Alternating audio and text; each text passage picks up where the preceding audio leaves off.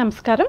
పాలకొల్లు నియోజకవర్గం నుంచి తెలుగుదేశం అభ్యర్థిగా తిరిగి పోటీ చేస్తున్న sitting MLA doctor Nimmala Ramanaidu శుక్రవారం నియోజకవర్గ పరిధిలోని వాలమూరు గ్రామంలో విస్తృతంగా పర్యటించి వచ్చే ఎన్నికల్లో తనను గెలిపించాలని కోరారు.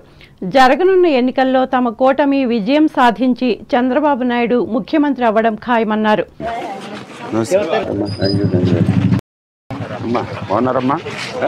మన రామానాయుడు ఇంటింటికి పాదయాత్రలో మన వాలమర్రు గ్రామం తిరుగుతున్నప్పుడు ప్రధానంగా 3 సమస్యలు. ఒకటి, ఏదైతే వాలమర్రులో ఉన్నటువంటి వేవర్స్ చేనేత వర్గాలు ఎవరైతే ఉన్నారో మరి గతంలో వీళ్ళకి 200 యూనిట్లు చంద్రబాబు నాయుడు గారి సమయంలో ఉచితంగా ఇస్తే ఈరోజు దాన్ని ప్రభుత్వం రద్దు చేసినటువంటి పరిస్థితి. అదేవిధంగా సబ్సిడీతో నూలు ఇస్తే దాన్ని కూడా ఈ ప్రభుత్వం రద్దు చేసినటువంటి పరిస్థితి. అదేవిధంగా వర్షాలు సైక్లోన్స్ వచ్చినప్పుడు ఒక 10 రోజులు మగ్గం ఆడుకోవడానికి, ఎందుకంటే మగ్గంలోకి నీళ్లు చేరి ఆ 10-15 రోజులు కూడా మగ్గం మరి నేయడానికి వీలు లేనిటువంటి పరిస్థితుల్లో ఆ మగ్గం మీద ఆధారపడి ఎవరైతే ఇంట్లో ఉన్నటువంటి సభ్యులు మరి రెక్కాడితే కానీ డొక్కాడినటువంటి స్థితిలో మరి ఇల్లు గడవనటువంటి స్థితిలో ఆ రోజు తెలుగుదేశంలో 10 కేజీల బియ్యం వాళ్ళకి ఉచితంగా అందించేవారు. ఇవన్నీ కూడా రద్దయినాయి. ఈయన వెంట వివిధ మండలాల టీడీపీ అధ్యక్షులు, అనుబంధ విభాగాల నాయకులు, కార్యకర్తలు ఉన్నారు. ఆచంట నియోజకవర్గ పరిధిలోని పెనుమంచిలి గ్రామానికి చెందిన పలువురు ఎమ్మెల్యే చెరుకువాడ శ్రీరంగనాథరాజు సమక్షంలో శుక్రవారం వైఎస్ఆర్ కాంగ్రెస్ పార్టీలో చేరారు. తూర్పుపాలెంలోని తన క్యాంపు కార్యాలయానికి విచ్చేసిన వారికి పార్టీ కండువాలను వేసి అభినందించారు. ఈ కార్యక్రమంలో నీటి సంఘం మాజీ డైరెక్టర్ ప్రవా వెంకట రమణారావు, రైతు సంఘం గ్రామ కమిటీ అధ్యక్షులు నిమ్మకాయల గంగరాజు, సొసైటీ మాజీ అధ్యక్షులు నిమ్మకాయల రామారావులు పాల్గొన్నారు. తూర్పుగోదావరి జిల్లా వార్తలు. నిడదవోలు మండలం సింగవరం గ్రామంలో ఎమ్మెల్యే జి శ్రీనివాసనాయుడు శుక్రవారం విస్తృతంగా పర్యటించి ప్రజలను కలుసుకున్నారు. ఈ మేరకు ప్రభుత్వ సంక్షేమ పథకాల అమలుపై ఆరా తీసి మాట్లాడారు. ఈయన వెంట గ్రామ సర్పంచ్ పెనుమత్స వెంకటలక్ష్మి, వైసీపీ నాయకులు, కార్యకర్తలు ఉన్నారు.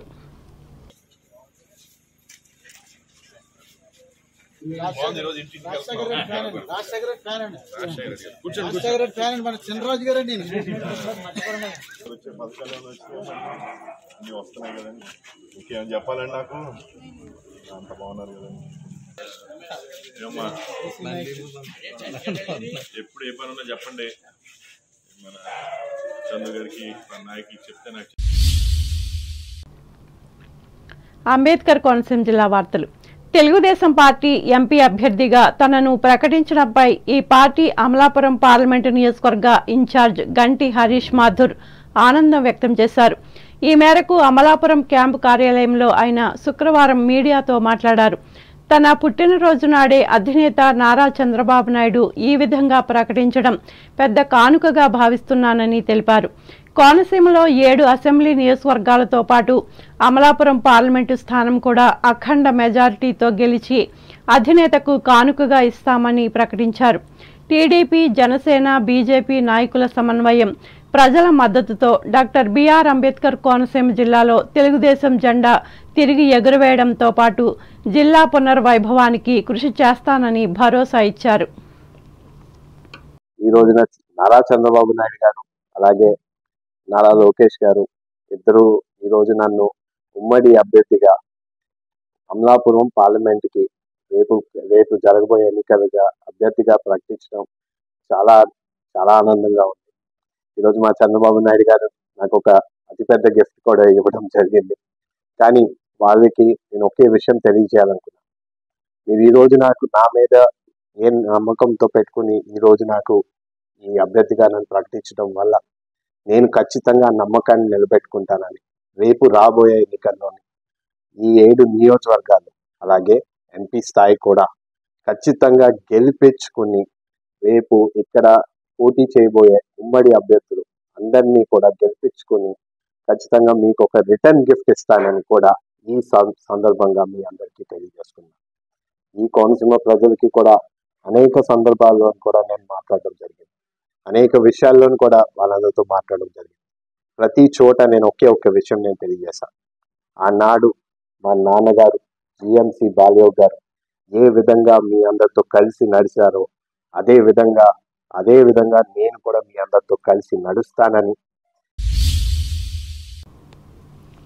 ఇటీవల జరిగిన అగ్ని ప్రమాదంలో నిరాశ్రయులైన అమలాపురం మండలం రెడ్డిపల్లి గ్రామ వాసులను ఆంధ్ర సేవారత్న నేషనల్ అవార్డు గ్రహీత కరాటం ప్రవీణ్ పరామర్శించి 5,000 నగదు సాయం చేశారు. అలాగే నిత్యావసర వస్తువులు, నూతన వస్త్రాలు అందించారు.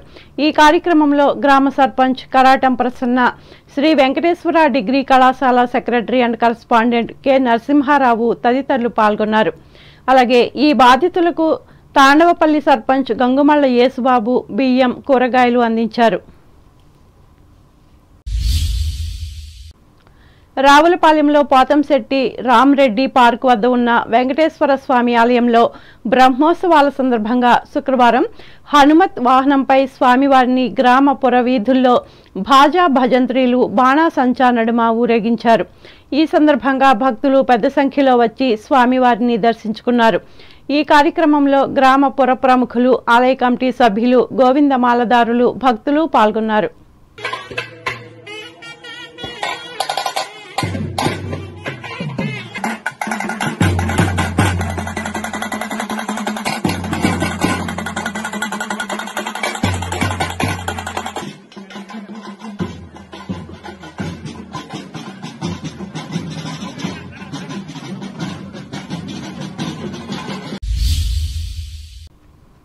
వార్తలు ముగించే ముందు ముఖ్యాంశాలు మరొకసారి.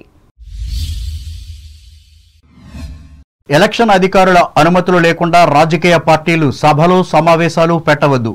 భీమవరంలో స్పష్టం చేసిన పశ్చిమ గోదావరి జిల్లా కలెక్టర్ సుమిత్ కుమార్.